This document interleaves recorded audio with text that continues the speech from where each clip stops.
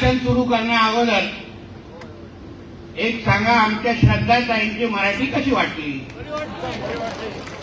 व्यवस्थित आहे की नाही? काय हो पत्रकार मित्र, बघा जरा छापा जरा चांगलं काय काय एकदम तयार झालं की नाही? ट्रेलर जेवढा भारी आहे 5 वर्षामध्ये काय पिक्चर असेल? मग एवढ्या कमी वयामध्ये एवढ्या कमी काळात त्यांनी एवढं चांगली मराठी त्यांनी बोलतायत, समजून घेतायत, शिकतायत. म्हणजे पुढच्या 5 वर्षामध्ये कसं काम करते ते तर मला पण थोडं थोडं येतं रे बाबा. थांब काका जरा थांबा ना, सगळं राज काढता येईल काय? पुढच्या 5 वर्षामध्ये तू विचार करा, आमच्या श्रद्धाताई काय कमाल तुमच्या सावंतवाडीमध्ये करतील तर फक्त विचार. आमच्या वरिष्ठांनी आणि श्रीदेव पाटेकरांनी आणि जय उपाळकरांनी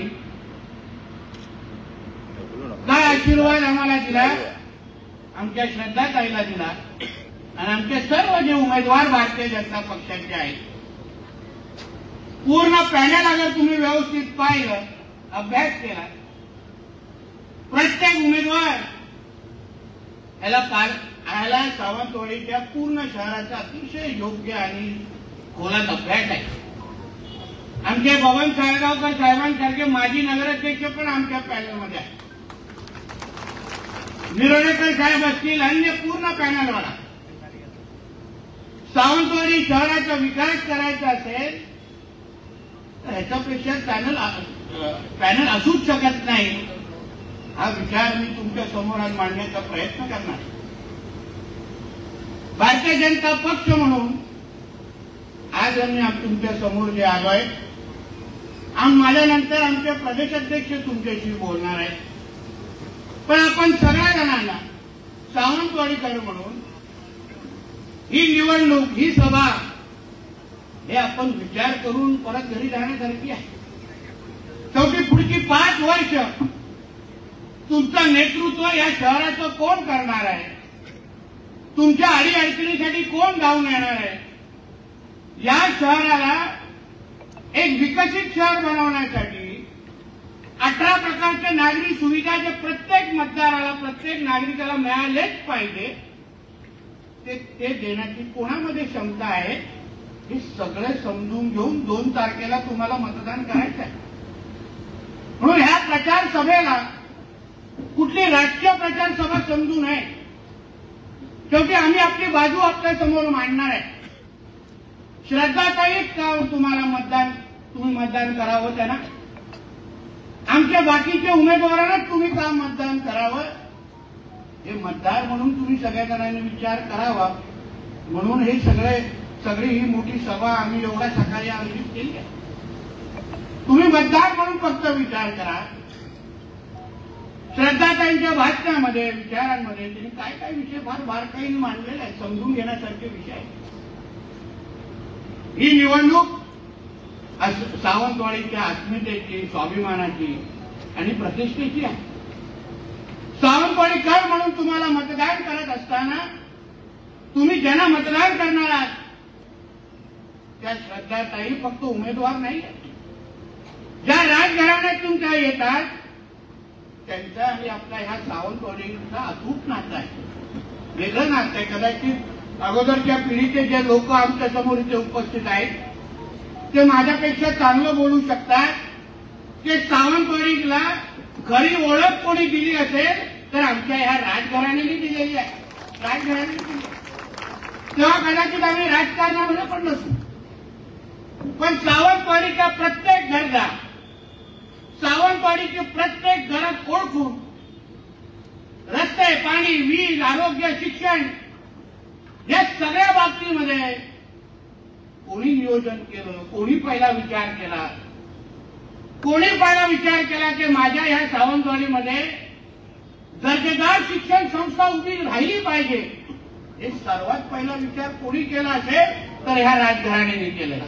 ते राजघराणे आरोग्याची व्यवस्था, पाण्याची व्यवस्था प्रत्येक बाबतीमध्ये ह्या लोकांनी लोकांनी, या राजघराण्यांनी दूरदृष्टी घेऊन आमच्या ह्या शहराला पुढच्या 25-50 वर्ष अगर आम्हाला पुढे घेऊन जायचं असेल, आमच्या सामान्य जनतेच्या गरजा भागवायच्या असतील, तुम्हाला तुमच्या आमच्यासारख्या आत्ताच्या भावी पिढीला एक चांगलं राहण्यासारखं शहर द्यायचं असेल तर ही वर्षानुवर्ष पिढ्यानपिढी अगोदर झालेली प्लॅनिंग आहे, त्याच्या अगोदर झालेला विचार आहे. तेव्हा ना तुमची मतं हवी होती, ना काय अपेक्षा होत्या, ना काय राजकारण होतं, फक्त एकच विचार. ते राजघराणं म्हणून आम्ही आमच्या लोकांसाठी, जनतेसाठी आम्ही काय करू शकतो, त्यांच्या मूलभूत गरजा कसा भागवू शकतो, अन्य शहरांच्या तुलनेत आमच्या सावंतवाडी शहराला आम्ही काय काय देऊ शकतो, हा फक्त साधा विचार त्यांनी केला. आणि त्यामुळे ह्या सगळ्या गोष्टी आज आपल्याला अनुभवायला भेटत आहेत. त्यांनी तेव्हा केल्या नसत्या तर आजचा दिवस कदाचित आपल्याला दिसला पण नसता. हा विचार घेऊन करू म्हणलं तर आपण घरी गेलो.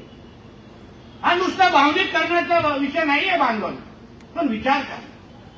जेव्हा पहिला प्रस्ताव राजकारण्यांचा आमच्या पार्टीकडे आला, आमच्या पक्षाकडे आला, आमच्या रवी चव्हाण साहेबांकडे आला, आमच्या देवेंद्र फडणवीस साहेबांकडे आला, त्यांनी इच्छा व्यक्त केली की नाही आम्हाला काहीतरी परत एकदा आमच्या या सावंतवाडीसाठी करायचं आहे, आम्ही निवडणूक लढू शकतो का, विचार आहे आमचा. आता खरं म्हटलं तर एवढा मोठा विचार अगर नजरेसमोर ठेवला कोणी तर नाही बोलण्याची हिंमत कोणालाच येत नाही.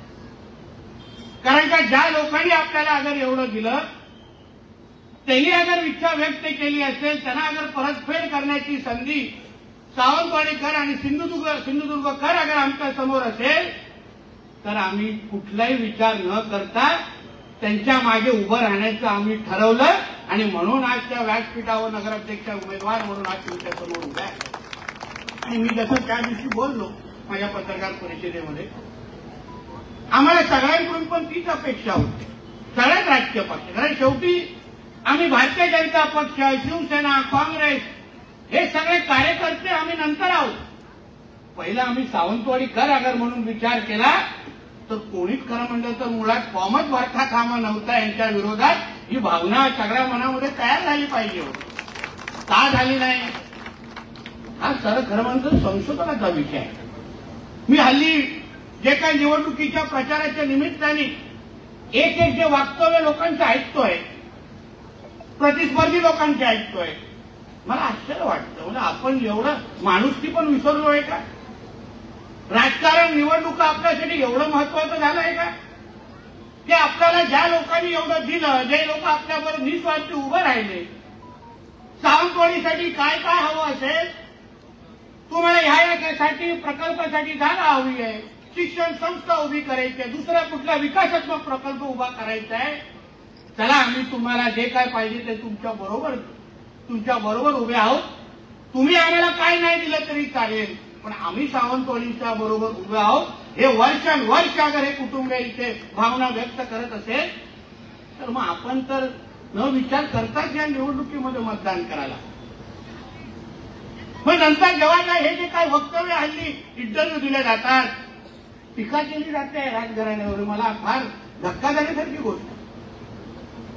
काही लोक म्हणतात राजघराणा हा विषयच संपलेला आहे, संपलाय हा शब्द, संपला हा शब्द राजघराण्यासाठी वापरला, संपला. वा, जेव्हा तुम्हाला त्यांची मदत पाहिजे होती तेव्हा जाऊन राजघराण्याच्या समोर नमस्कार करायचा, आशीर्वाद मागायला द्यायचा, तेव्हा संपला हा शब्द आठवला नाही, तेव्हा त्यांना त्यांचं अस्तित्व विचारण्यासारखं वाटलं नाही, तेव्हा काय नाही ताट भूमिका घेतली. आणि मग आता जेव्हा निवडणुकीमध्ये त्यांनी काहीतरी सांगितलंय का आम्हाला काहीतरी सावंतवाडीसाठी करायचं आहे, आम्हाला सावंतवाडीचा विकास करायचा आहे, तेव्हा लगेच राजघराणा संपला हा वक्तव्य वापरायचं. अहो राजकारण असेल 2 तारखेपर्यंतच ही निवडणूक आहे, पण वर्ष आणि पिढ्या पुढच्या 100 तरी पुढच्या पिढ्या हेच घराणं आपल्या बरोबर इथे असणार, आपल्याला आशीर्वाद देणार, हे आपण कोणच विचारता कामा नये, कोणच विचारता कामा नये. तुम्ही आपले स्वाभिमान आहेत, आपली अस्मिता आहे. आपण अगर ही भावना अगर आपण व्यक्त केली की हे विषय संपले आहेत, तर मग आपण बाहेर काय चेहरा दाखवणार? ताईंच्या भाषेवर, ताईंच्या विविध विषयावर टीका करायची. आपल्या घरामध्ये माता भगिनी नाही, आपल्याकडे मुली नाही, या विषय बाहेर काढून तुम्ही आपले संस्कार दाखवत नाहीयेत का? यासाठी राजकारण आपण करतो, यासाठी निवडणुका लढवतो की कोणाचा तरी अपमान करायचा, कोणाचा तरी नीचा दाखवायचा, ह्यासाठी तुम्हाला ह्या निवडणुका लढवायच्या? आम्ही या निवडणुका त्यासाठी लढवत नाही. पण या सगळ्या प्रक्रियेमध्ये साहेब, मला दीपक केसरकर साहेबांचा फार आश्चर्य वाटतं, फार आश्चर्य. अधिकारवाण्याने सांगतो, मला वाटलं सर्वात पहिलं कोण पाठिंबा देतील तर ते आमचे दीपक केसरकर साहेब पाठिंबा देतील, अशी माझी तरी भावना होती.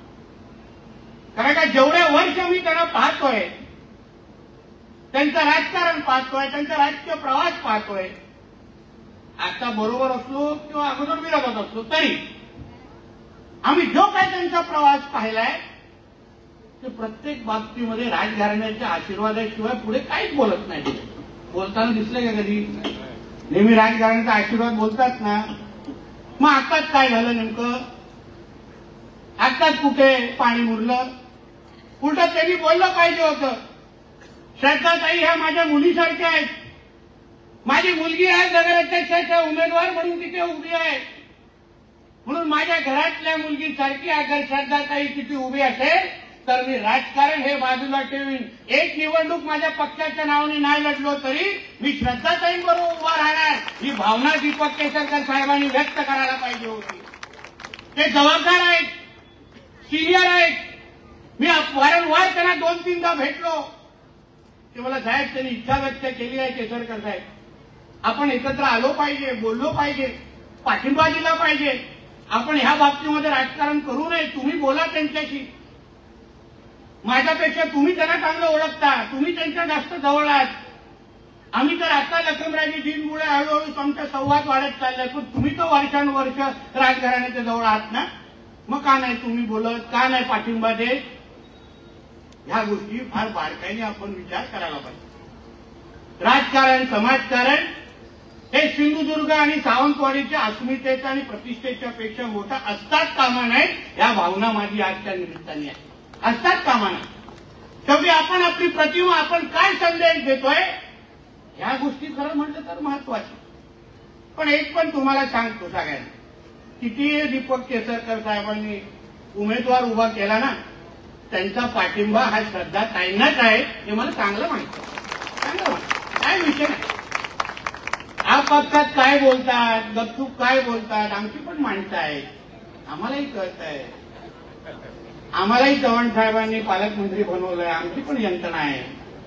एवढा वर्ष पोलिसांच्या एवढा बरोबर काम केल्यानंतर आम्हालाही पोलीस माहिती आहे कशी यंत्रणा चालवायची असते. म्हणून हे बोललं तर चुकीचं ठरणार नाही की श्रद्धाताईंना मत म्हणजे दीपक भाईंना मत असं म्हणलं तर चुकीचं ठरणार नाही. होऊन द्या टाळा जोरात. मग शेवटी आपल्याला हाच चुका पाठिंबा, काय विषय त्याच्यामध्ये? ये अंदर की बात है, दीपक भाई हमारे साथ है. नाही बोलून दे ना. थोडंच आमच्या चव्हाण साहेबांनी आग्रह धरला असताना आले असते या स्टेजवर, आले असते स्टेजवर. मी बोलतो तुम्हाला, आमचे चव्हाण साहेब कोणालाही तयार करून स्टेजवर आणू शकतात. काय त्यांचा हात नाही पकडू शकत. म्हणून या सगळ्या निवडणूक, ही निवडणूक आहे नाही राजकारणाची नाही हो, ही नाही राजकारण करण्याची, परतफेड करण्याची निवडणूक आहे. आपल्या पूर्ण देशामध्ये, राज्यामध्ये ह्या निवडणुकीची चर्चा होते आहे की सावंतवाडीचं राजघराणं ह्या निवडणुकीमध्ये उतरलंय आणि सावंतवाडीची जनता त्यांच्या बरोबर कशी उभी राहते हे फक्त एक बारकाईने राज्याचे आणि देशाचे लोक बघतायत. आपण पुढच्या पिढीला काय संदेश देतोय, कुठली माणुसकी शिकवतोय, की आपण दाखवलं पाहिजे की ज्यांनी आमच्यासाठी केलं, जे आमच्यासाठी उभे राहिले, ज्यांनी हे शहराला नाव प्रतिष्ठा मिळवून दिली, त्यांच्या बरोबर उभं राहण्याचं तुमच्या सगळ्यांचं कर्तव्य आहे. हे पुढच्या पिढीला कळलं पाहिजे, शिकलं पाहिजे. यासाठी आपल्यासाठी 2 तारीख महत्वाची.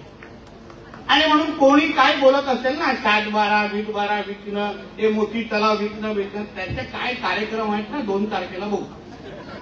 आम्हाला त्या भानगडीत पडायचं नाही. कारण का काही लोकांना संस्कार आणि माणुसकी हा विषय शून्य असतो, हे आम्हाला त्या पोटनिवडणुकीनंतर कळलेलं आहे. त्या जास्त जायचं नाही. तो उगाच लगेच संध्याकाळी अजून एक पत्रकार परिषद होईल, तयारच असतात. आणि म्हणून या सगळ्या गोष्टी आपल्यासाठी फार महत्वाच्या. तुम्ही त्यांचे विचार ऐका, काय बोलल्या त्या, सावंतवाडीसाठी काय काय त्यांना करायचं आहे, आरोग्य, शिक्षण, ड्रेनेज परिस्थिती, पायाभूत सुविधा, सगळ्या गोष्टी श्रद्धाताई बसल्या आमची पूर्ण टीम बसल्या सावंतवाडीचा विकास हा करण्याच्या दृष्टिकोनातून भारतीय जनता पक्ष म्हणून आदरणीय देवेंद्र फडणवीस साहेबांच्या नेतृत्वाखाली, आदरणीय राणे साहेबांच्या नेतृत्वाखाली, आदरणीय आमच्या रवी चव्हाण साहेबांच्या नेतृत्वाखाली आम्ही सगळेजण सज्ज आहोत. हा संदेश तुम्हाला आम्हाला आजच्या निमित्ताने द्यायचा. तुम्ही फक्त 2 तारखेला आम्हाला आशीर्वाद द्या. मी तुम्हाला सांगतो, फक्त आशीर्वाद. तुम्ही 2 तारखेला जाऊन फक्त श्रद्धाताई आणि आमच्या सगळ्या पॅनलला आशीर्वाद द्या आणि 3 तारखेपासून आमचं काम सुरू होईल. आज जिल्ह्याचा पालकमंत्री मी आहे, मुख्यमंत्री आमचे फडणवीस साहेब आहेत, सरकारमध्ये आम्ही सगळेजण आहोत. आज चव्हाण साहेब असतील, मी स्वतः पालकमंत्री म्हणून असतील, आमचे जिल्हाध्यक्ष असतील, आमचा विशाल असेल, कोणी या व्यासपीठावर उपस्थित असलेले कोणी अगर निवेदन जाऊन अगर आमच्याकडे दिलं, माझ्याकडे दिलं, मुख्यमंत्री साहेबांकडे दिलं, आमच्या चव्हाण साहेबांकडे दिलं, तो कोण नाही बोलणार आहे का? कोण नाही बोलणार आहे का? निवेदन आलंय ना, आम्ही सत्ताधारी आहे, आमच्या भारतीय जनता पक्षाचे आहे, त्याला यांचा निधी पाहिजे तेवढा निधी देऊन टाका, 5 मागितले तर 10 देऊन टाकू, अशी परिस्थिती इथे असणार तुम्हाला. आणि तसं पण काल आपले कणकवलीमध्ये दीपक भाईंच्याच पक्षाचे नेते उद्योग मंत्री उदय सामंत साहेब आलेले, रत्नागिरीचे पालकमंत्री आहेत, आमच्या इकडचे संपर्क मंत्री आहेत. त्यांनी काय बोललं कणकवलीमध्ये, ते तुम्ही आम्हाला सगळ्यांना निवडून द्या, निधी मागण्यासाठी आम्ही पालकमंत्र्याकडे जाऊ.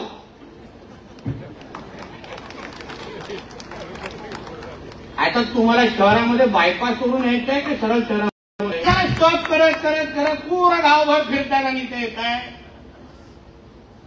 आता प्रतिस्पर्धी आमचे शिवसेनेचे ज्या पक्षाचे आमचे दीपक भाई आहेत, ज्या पक्षाचे ते पॅनल, त्यांचाच नेता अगर आपल्याला बोलत असेल की आम्हाला निधी पाहिजे असेल तर आम्ही पालकमंत्र्याकडे जाऊ. अरे पालकमंत्री डायरेक्ट पालकमंत्र्याकडे मतदान टाका ना. पालकमंत्र्याला मत म्हणजे भारतीय जनता पक्षाला मत, पालकमंत्र्यांना मत म्हणजे आमच्या श्रद्धाताई आणि आमच्या पूर्ण पॅनलला मध्ये. फक्त तुम्ही लक्षात ठेवा, व्यक्ती नाही, पालकमंत्री हे पद महत्वाचं. शेवटी कारण निधीच्या चाव्यात माझ्या खिशामध्ये आहे, काढू शकत नाही कारण आचारसंहिता आहे. पण 2 तारखेनंतर पण माझ्याच खिशात असणार, मी काय खिशा काढून दुसऱ्याला देणार नाही. म्हणून तुम्ही सगळ्यांना निश्चिंत करा. आमचा जेवढा पॅनल आहे, आमच्या श्रद्धाताई आहे, जेवढे आमचे लोक आहेत, त्यांना फक्त तुमच्या सावंतवाडीकर म्हणून आशीर्वाद द्या. 2 तारखेला आम्हाला फक्त संदेश द्या की रवी चव्हाण साहेब, नितेश राणेजी, तुम्ही बोलल्यानंतर श्रद्धाताई आणि या सगळ्या लोकांना कमळ या चिन्हाच्या समोर आम्ही बटन दाबलं. आता 4 तारखेपासून तुम्ही आमच्या सावंतवाडीचा विकास करा. हा फक्त संदेश तुम्ही 2 तारखेला द्या आणि बाकीचं काम माझ्यावर आमच्यावर सोडा. एवढंच मी याच्या निमित्ताने सांगतो. असंख्य महत्वाचे प्रकल्प ज्याचा उल्लेख आमच्या श्रद्धाताईंनी केला. सावंतवाडी शहरामध्ये खूप काय करण्यासारखं आहे. ड्रेनेजची परिस्थिती आहे, आरोग्याची परिस्थिती आहे. आरोग्याच्या बाबतीमध्ये मी तुम्हाला आज शब्द देतो या व्यासपीठावर, चिंता करू नका. तुमच्या उपरुग्णालयामध्ये चांगल्यातले चांगले एमबीबीएस परमनंट डॉक्टर आणून ठेवतो 3 तारखेच्या नंतर. चांगली ते चांगली मशिनरी आणतो त्या तुमच्या उपरुग्णालयामध्ये सावंतवाडीमध्ये येऊन बघायचं स्वतः. बाकी तुम्हाला गोवा बांबुलीला जायला पण गरज वाचणार नाही. सावंतवाडीमध्ये राहूनच तुम्हाला चांगली आरोग्य सुविधा देण्याचा शब्द मी आज तुम्हाला या व्यासपीठाच्या निमित्ताने देतो. मल्टी स्पेशालिस्ट बद्दल काय करायचं आपण बसून करू ना, एकदा सत्ता द्या हातामध्ये. कारण आम्हाला आमच्या इकडच्या स्थानिक डॉक्टरांची पण चिंता आहे, ते पण आपलेच आहेत. एक बघा कसा वकील घेतलाय, त्याच्या डॉक्टरांची पण चिंता आहे. सगळ्यांना बसून करू ना, काहीतरी मार्ग काढू त्याच्यातून. आणि शेवटी जागा देणारेच आमच्या बरोबर आहेत. आता लखमराजेंकडून जागा हवी आहे आणि आमच्या श्रद्धाताई नगराध्यक्ष आहेत. यांची हिंमत आहे ना बोलण्याची? घरी जातील काय हो? ऐकत नाही, मुद्दाहून दिली झालं. सांगा तुम्हाला म्हणजे या सगळ्या गोष्टी. हो ताई जरा थांबा ना. हो ताई 2 मिनिटं थांब. भाषण थांबा. बसा बसा. एवढी काय घाई लागली तुम्हाला? वरतून इशारे देऊ नका कोणी. मला कळत आहे याच्यानंतर जिल्हा परिषद पंचायत समिती आहे. म्हणून या सगळ्या गोष्टी आपल्यासमोर मुद्दा म्हणून मला मांडायच्या आहेत, जेणेकरून आपण सगळ्या जणांनी विषय आपल्याला कळलं पाहिजे. मी तर शेवटी जाता एवढंच सांगेन, सावंतवाडीकरांनी प्रत्येक मतदारांनी जो सावंतवाडीवर प्रेम करतो, जो आपली ओळख सांगतो की आय लव्ह सावंतवाडी, त्यांनी ही निवडणूक हातामध्ये घेतली पाहिजे. जे काही आमच्या राजघराण्याचे विरोधी बोलणारे लोक आहेत, प्रचार करणारे लोक आहेत, पत्रकार परिषद घेणारे लोक आहेत, त्या प्रत्येकाला सांगायचं की काही बोला पण राजघराण्याच्या विरोधात बोलायचं नाही, नाहीतर जनता पेटून उठेल. हे 2 तारखेला तुम्ही सगळ्या जणांनी दाखवून द्यायचं. एवढंच आजच्या निमित्ताने सांगतो. परत एकदा आमच्या श्रद्धाताई आणि आमचे सगळे उमेदवार बघा, नुसतं फक्त खालती पॅनलला मतदान दिलं, वरती दिलं चालणार नाही. नुसतं श्रद्धाताईंना मतदान दिलं आणि खालती मोकळं ठेवलं तेही चालणार नाही. आम्हाला सगळी टीम इथे पाहिजे. श्रद्धाताईंना अगर चांगला आपल्याला एक महत्वाचा ठराव सभागृहामध्ये घ्यायचा असेल आणि खालती अगर मेजॉरिटी नसेल तर ठराव घेऊ शकतील का? हे विरोधीवाले मुद्दामून आडवे येतील आणि तुमच्या सावंतवाडीमध्ये काही लोकांना आडवे येण्याचं फॅशनच आहे. ते लगेच ब्रेकिंग न्यूज चालते आडवे आल्यावर. म्हणून ह्या गोष्टी तुम्ही लक्षात द्या. मतदान करत असताना आपल्याला 3दा कमळ दाबायचे. 3दा. कितींदा? 3दा. बरोबर आहे ना? विशालच्या लोकांनी नाही. किती लोकांना? म्हणून परत एकदा आपल्या सगळ्या जणांना विनंती करतो, आपण 2 तारखेला मोठ्या